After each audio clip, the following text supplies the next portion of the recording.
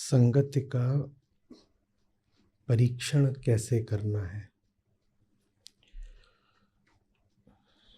चाहे वो किसी व्यक्ति की संगति हो, किसी ग्रंथ की किताब की संगति हो, किसी प्रक्रिया की संगति हो, किसी माहौल की, किसी वस्तु की, जो कुछ भी निकट आ गया है अपने, जिस किसी का भी संग हो गया है, कैसे पता करें कि शुभ है अशुभ है, उचित है अनुचित है, क्या हो रहा है।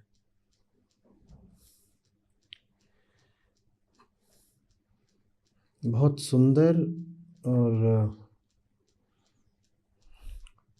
बड़ी आवश्यक बात होने जा रही है।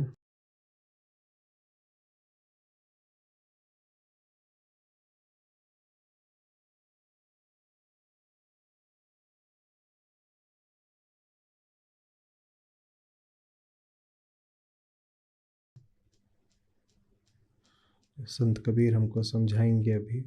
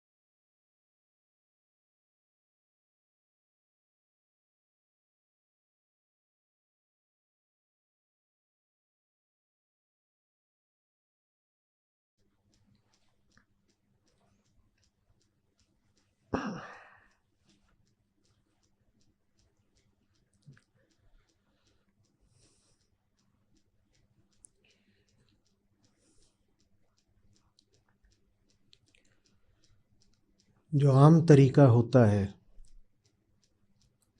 संगति का निर्णय करने का, संग का मूल्यांकन करने का, वो ये कि हम केंद्र पर अपनी सुविधा को रखते हैं। सुविधा, स्वार्थ, सुख, जैसे भी कहिए,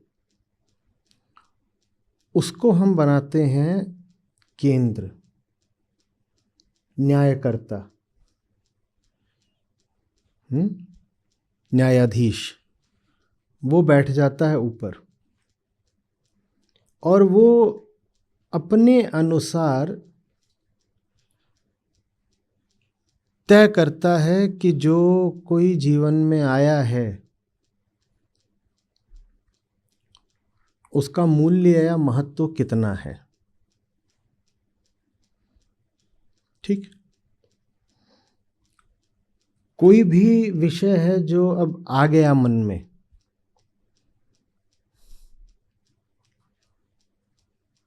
वो टिकेगा कि नहीं टिकेगा, और टिकेगा तो किस स्थान पर टिकेगा, कितने महत्व के साथ टिकेगा, इसका फैसला करने वाले तो हम ही होते हैं ना। और अगर संगति ही सब कुछ है जीवन में, तो संगति का फैसला जीवन का सबसे महत्वपूर्ण फैसला हो गया ना। हम कैसे फैसला करते हैं? सबसे पहले हम देख रहे हैं आम प्रक्रिया। आम प्रक्रिया ये होती है कि मेरी सुविधा बैठ गई है न्यायाधीश बनकर, वो कह रही है मैं तो जैसी हूं वैसी हूं ही, मुझे थोड़ी बदलना है। मुकदमा कोई भी हो, कानून कभी बदलते हैं क्या? किसी भी मुकदमे में कानून कभी बदले जाते हैं क्या? निर्णय कभी कानूनों पर पारित होता है क्या? कभी हुआ है कि here is a judgement on the law? ऐसा होता है क्या? ऑन द लॉ नहीं होता, अकॉर्डिंग टू द लॉ होता है। माने लॉ क्या है? वो जो बदल नहीं सकता। सारे निर्णय उसके अनुसार, उसके मुताबिक होंगे, उसके ऊपर कोई निर्णय नहीं होगा। ये हमारी सुख है, सुविधा है, स्वार्थ है, इसी को अहंकार कह सकते हैं। वो कहता है मैं क्या हूं, मैं कौन हूं, मुझे खुद को थोड़ी देखना है। मुझे तो ये देखना है कि जो कुछ भी अब जीवन में आ रहा है संगति बनकर, वो मुझे अनुकूल पड़ेगा कि नहीं पड़ेगा। मैंने अपनी अनुकूलता के नियम, मानदंड क्या स्थापित करे हैं, इस पर कोई बहस नहीं होनी चाहिए। ठीक है ना? वही पुराना उदाहरण ले लेते हैं कि मुझे मधुमेह है और मांग रहा हूं मैं जलेबी। जलेबी आ गई जिंदगी में। दुनिया में कोई चीज मांगो बहुत जोर से तो कई बार वो आ भी जाती है। तो मैं अपनी सुविधा के अनुसार कहूंगा जलेबी आई है, जलेबी मुझे चाहिए थी, जलेबी मेरे लिए सत्संगति हो गई। मैं ये नहीं देखूंगा कि ये जो मैं पैमाना बना रहा हूं वो पैमाना ही उचित है क्या। मधुमेही के लिए मीठा उचित भी है क्या, ये नहीं देखूंगा। मैं कहूंगा मुझे जो चाहिए वो उचित है। तो उचित अनुचित का निर्धारण सिर्फ किस बात से होना है? हाँ, सुविधा।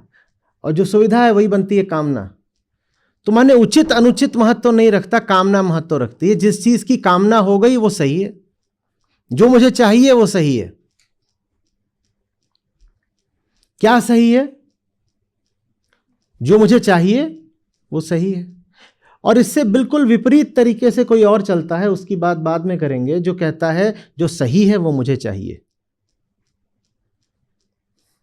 इन दोनों दृष्टियों में अंतर समझिएगा। वहां तक हम शायद 10-15 मिनट के बाद पहुंचे। एक कहता है मुझे जो चाहिए वो क्यों सही है? क्योंकि वो मुझे, और क्यों चाहिए ये मैं कभी पूछूंगा नहीं, देखूंगा नहीं, क्योंकि वो देखने के लिए किधर को मुड़ना पड़ता है? अपनी ओर। वो मैं करूंगा नहीं। कुछ भी ठीक क्यों है? क्योंकि मेरी कामना है। और कामना से बड़ा नियम कोई होता नहीं। जो चीज मुझे चाहिए तो चाहिए। और एक दूसरा होता है जो कहता है जो सही है वो चाहिए। वो प्रिय है, अप्रिय है, मीठा है, कड़वा है, कोई बात ही नहीं। वो सही है ना, वो सही है तो चाहिए। वो मुझे अनुभव कैसा देगा ये कोई बात नहीं है। उसको लेकर मेरे पूर्वाग्रह क्या है ये कोई बात नहीं है। जो सही है वो चाहिए। सारी ऊर्जा उधर को ही लगेगी जो सही है उसको पाने में। बात समझ रहे? तो जो साधारण तरीका होता है जीवन में विषयों के और संगति के मूल्यांकन का, वो उल्टी गंगा जैसा होता है।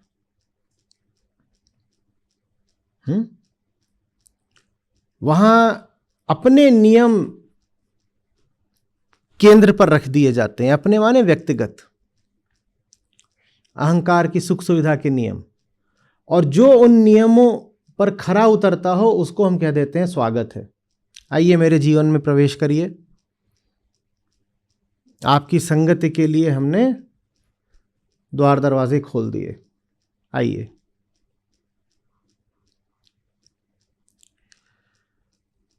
और इसके विपरीत जो दूसरा व्यक्ति होता है, जिसकी बात आज गाई जा रही है, वो कहता है कि जीवन में केंद्र में मेरी सुविधा नहीं रहेगी, मेरी सच्चाई रहेगी। ये पहला अंतर है। वहां पर केंद्र पर क्या रखा गया था? सुविधा को। और यहां पर केंद्र पर क्या रखा गया? सच्चाई को। वहां परखा किसको जा रहा था? सुविधा को केंद्र में रखकर किसको परखा जा रहा था? जो भी कोई जीवन में प्रवेश कर रहा था उसको परखा जा रहा था, क्योंकि खुद को परखने का तो कोई सवाल ही नहीं पैदा होता। न्यायाधीश कभी खुद को परखता है क्या? न्यायाधीश हमेशा किसको परख रहा होता है? वो जो कटघरे में होता है उसको परख रहा होता है, और जो वकीलों के तर्क होते हैं उसको परख रहा होता है। न्यायाधीश कभी खुद को परख रहा होता है क्या? अहंकार आमतौर पर अपनी दुनिया का न्यायाधीश होता है, वो खुद को नहीं परखेगा कभी भी। तो जो हमने पहली स्थिति कही उसमें केंद्र पर सुविधा बैठी है और परखा जा रहा है जो भी कोई जीवन में प्रवेश कर रहा हो उसको। उसके विपरीत एक दूसरी स्थिति हो सकती है जहां केंद्र पर सच्चाई बैठी है और परखा उसको नहीं जा रहा है जो जीवन में आ रहा है, परखा स्वयं को जा रहा है। अपनी ही सच्चाई द्वारा स्वयं को परखा जा रहा है। क्या परखा जा रहा है? कि जो भी कोई आ रहा है वो तुमको उठा रहा है या नहीं। ये मैं हूं, ठीक है, मान लो ये सच्चाई है मेरी, ठीक है ना। दो होते हैं ना हम, और ये मान लो वो दूसरा मैं है, अहम वाला, इसने अभी जीवन में प्रवेश करा है। इसके संपर्क में आने से इसका क्या हुआ? मैं किसको परख रहा हूं लगातार? इसको परख रहा हूं। इसको मैं परखना नहीं चाह रहा। क्यों नहीं परखना चाह रहा? क्योंकि मेरे जीवन का उद्देश्य इससे संबंधित है ही नहीं। मैं क्या बनकर जीता हूं? मेरे सब सुख दुख बंधन किससे संबंधित हैं? मुक्ति किसको चाहिए या इसको चाहिए? ये तो प्रकृति का कोई तत्व है पराया,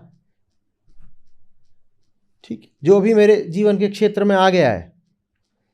मेरा वास्ता किससे है? इससे, ये जो मैं बना बैठा हूं। तो मैं इसको देखूंगा कि इस पर क्या असर पड़ा इसके आने का। मैं इसको परखूंगा कि इसके प्रभाव से इसमें क्या हुआ।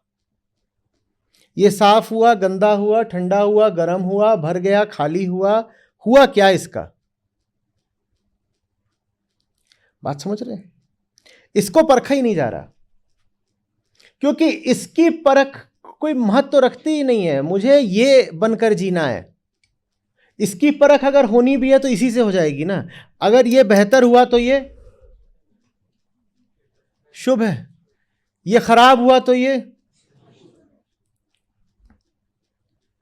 सच्चा आदमी होता है।